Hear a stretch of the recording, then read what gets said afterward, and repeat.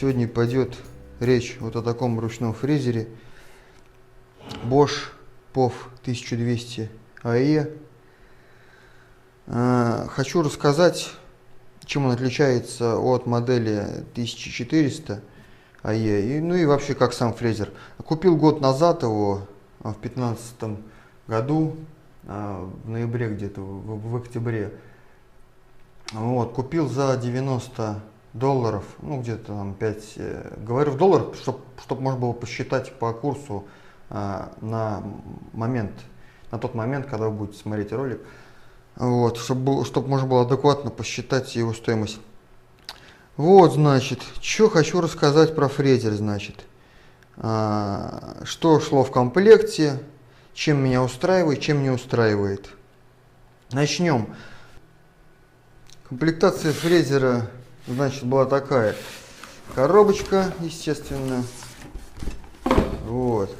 В коробочке у нас упор направляющий, упор, отсос для пылесоса. Вот сюда вот так ставится, потом покажу. Копировальная втулка, шайба, как кто называет. Это для упора колесика. Тут прикручивается, сейчас тоже покажу. Это, значит, у нас центр вот сюда прикручивается, чтобы вырезать какие-то круги, окружности в заготовках. Цанги на 6, на 8 миллиметров. Вот, и третье на 1/4 дюйма под китайские фрезы. Кейса в комплекте не было, как в модели более старшей, в 1400. И ключик. Откручивать, ослаблять фрезы, менять. С фрезером также идет вот такая вот фреза базовая Bosch 8 миллиметров.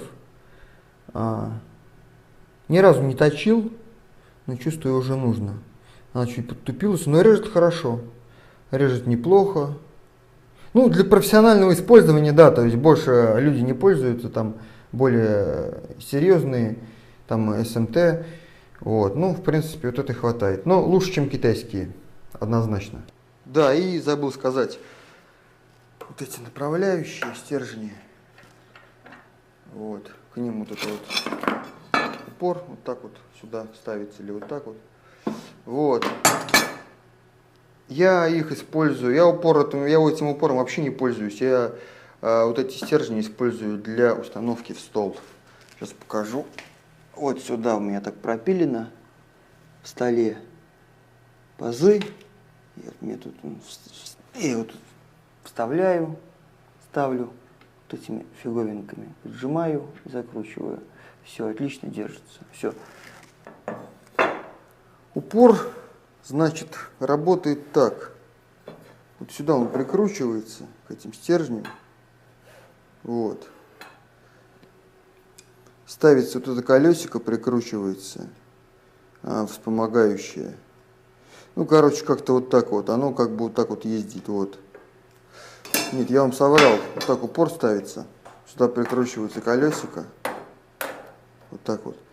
И ну, в интернете можно найти информацию. Не буду я показывать, рассказывать, потому что цель видео — отзыв вообще о фрезере. Расскажу, чем эта модель отличается от модели 1400. Значит, первое — это мощностью 1200 Вт, это тот 1400 Вт. Это само собой. Вот, ну, люди пробовали, один и тот же человек, и тот, говорит, разницы я вообще не заметил. В мощности, в принципе, одно и то же. Дальше, значит, плавной регулировкой подъема, опускания шпинделя. Вот так он крутишь. Очень удобно, когда в столе. Так, в принципе, она не нужна. Но когда стоит в столе, это геморрой. Если у вас нету приспособления, там, микролифта, ручки, то есть без вот этой фигни, если она не регулируется, там вообще, ну, геморрой, неудобно. Более старых моделях, вот этих вот 1200, люди, в интернете есть информация, поищите, люди вскрывали вот тут механизм, разбирали весь корпус и вот эту функцию активировали, так как вот эта крутилка, она тут есть, как бы, да, но она заблокирована там где-то. И ломали, разбирали, что-то выламывали, и она активировалась. Но Bosch потом просекли после каких-то годов, стали уже напрочь блокировать, чтобы люди не смогли пользоваться. Но это какой-то ход непонятный на самом деле, бредовый, мне кажется. Регулировка оборотов, это у всех, естественно, и у той модели, и у 1200 или 1400. От 11 тысяч, она щелкает колесико, до 28 тысяч регулируются обороты. Модели 1200 подсветки рабочей зоны нету, там, значит, у нас есть подсветка. То есть, как ты, вот так вот он работает, запускаешь его, нажимаешь кнопку блокировочную от запуска случайного, запустил фрезер, у тебя сразу включается лампочка подсветка рабочей зоны, какой-то такой диодик маленький. Ну, я думаю, это вообще как бы он не нужен, мне точно. Вот, значит, там плавный пуск есть в модели 1400E, тут нет плавного пуска, то есть тут нажимаешь, он сразу начинает, то есть с тех оборотов, которые вы задали. Ход шпинделя 55 мм, информация тоже есть. Тут у нас настройка глубины фрезерования, то есть можно настроить, поставить упор, подогнать, поставить этот упор сюда на 0, и какая глубина нам нужна. Ну, упереть в стол все. Так вот, да, 0, допустим. Ставим 0, все. Надо на 10 миллиметров. Вот так вот ставим и закрепляем, все. И он на 10 миллиметров углубляется, пока тут не упрется. Да, площадка вот у меня откручена. Вот она вот так вот тут стоит. Вот кнопка, которая блокирует сам шпиндель. Ее нажимаешь вот и опускаешь. Ход довольно плавный.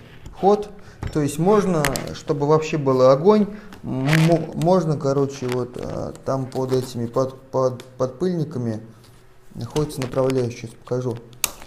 Там стружка у меня сбивается. Вот эти направляющие можно смазывать. Смазка силиконовой спрыскивать, и вообще отлично будет ходить. Вот. Дальше. У него был люфт изначально, но небольшой. Вот можно посмотреть, вот такой небольшой люфт был. Сейчас покажу. Ну, он вообще практически незначителен. Бюджетные модели, такие вещи допустимы. Вот, на качестве работ сильно не влияет. Сейчас я покажу вам, как он звучит. То есть нажимаю кнопку блокирующую, запускаем.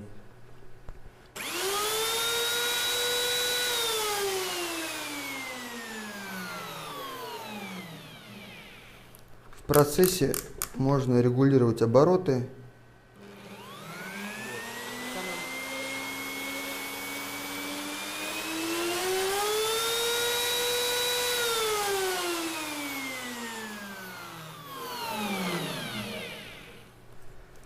Ну, в общем-то, шум, обычный шум, не знаю, не громкий. Работайте в наушниках, когда, парни, работайте обязательно в наушниках шумовых. Это и ваше здоровье, и на уши очень плохо влияет сильный шум. Впоследствии будут проблемы в старости, там, в возрасте. Так что, пацаны, только в наушниках работайте. Сам первое время какое-то работал без наушников, потом ходил, полдня в ушах звенел, и неприятно. Дальше что? Ну, естественно, пыль. Решайте что-то с пылью, либо работаете в маске, да, либо подключайте пылесос, там, вытяжку. Вот. Подключается тут от пылесоса отсос, причем он так сделан, что нужно снимать защитную фигню. Здесь есть блокирующая кнопка шпинделя, чтобы открутить, чтобы поменять фрезу. Я сильно закрутил. Смотрите, ставьте фрезу на глубину больше, чем половину, потому что я один раз Хотел выиграть глубину фрезерования, у меня она почти вылетела. Хорошо я заметил, ее начало колбасить, я вовремя выключил, смотрю, расфигачило мое фрезеровочное отверстие, и фреза вот тут вообще была на конце. При таких оборотах вылетающая фреза — это как пуля, очень опасно. Вот, ставится вот сюда вот отсос для пылесоса, крепится. Сюда, получается, пылесос вставляется, ну и, в общем-то, все, засасывает пыль. Я не пробовал, честно говоря, у меня все там в столе, то есть сделано, как-то я там приспособился, все так уходит в другое место. Как работает сам фрезер, видели, наверное, в других моих там обзорах, я там фрезеровал. В принципе, что скажу напоследок, мне фрезер устраивает, вполне для бытовых нужд. Как для бытовых, то есть профессионально я им там мебель не делаю, то есть делаю себе что-то там по дому, там на дачу. Единственное, что, еще раз повторюсь, когда стоит в столе, очень неудобно плавную регулировку шпинделя, если нужно поймать там миллиметр, полмиллиметра, то есть ты нажимаешь вот эту кнопку, вот эту вот, и туда-сюда, туда-сюда, ты ловишь, короче, ну геморрой.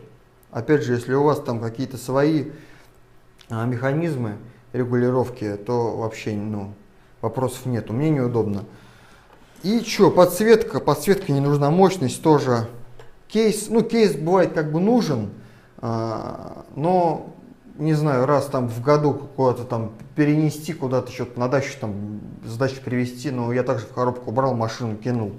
И все, можно на крайняк, если руки не, ну, есть, можно сделать ящик из фанеры, все на петельках, все красиво, с ручками еще и красивее будет. Морилочка лаком покрыл, огонь. Вот, и в принципе нету смысла переплачивать $50 за ту модель.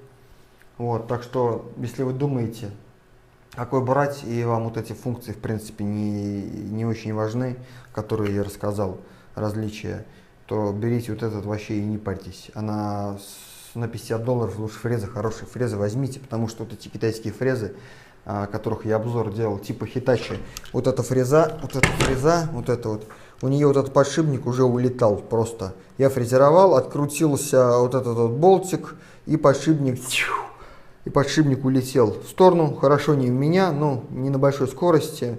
Так что нормальные фрезы покупайте. Вот эти фрезы, кстати, вот китайские, вот, Hitachi. Вот такие вот фрезы. Многие, наверное, знают, сейчас, может, даже смеются. Вот, на них обзорчик у меня тоже есть, посмотрите. Ссылочку оставлю под видео. Или и сносочку. Посмотрите, что за фрезы вообще такие. Шнур обычный, не морозостойкий. Я думаю, на морозе он задубеет. Шнур длиной где-то 2 метра, там 2 с чем-то. Ну, в принципе, хватает. Один фиг, либо удлинитель, либо это розетка в столе. Вот. Вроде все. Кому понравилось видео, подписывайтесь, ребят, ставьте пальцы вверх. Всем удачи, все, до встречи. Аккуратнее с техникой безопасности. Работайте в очках, наушниках и защищайте свои дыхательные пути от пыли. Все, всем удачи, ребят, пока.